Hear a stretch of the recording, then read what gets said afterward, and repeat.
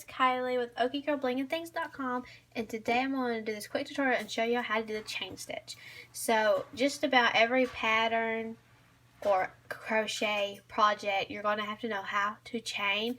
So I've got my slip knot here and I've just got it on my hook and we're fixing to start. So make sure when you start to work with your chain stitches that you hold the tail down here towards the bottom, and you always wrap the working yarn around your hand, so you don't want to start chain with your tail or you will run out and be short. So make sure you just pay attention to which end you're starting to make your chain stitches with, because it's very easy to flip it backwards, especially if you make a long tail and then you run out of yarn. So to get started, I just wrap my yarn around my fingers however it's comfortable.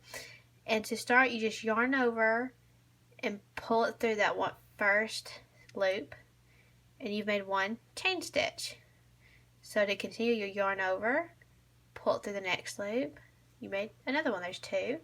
So to continue, you will yarn over, pull it through, there's another one, yarn over, pull, that's 4. See, because each little ridge is going to count as one chain stitch. We'll make some more and then we'll go back count them.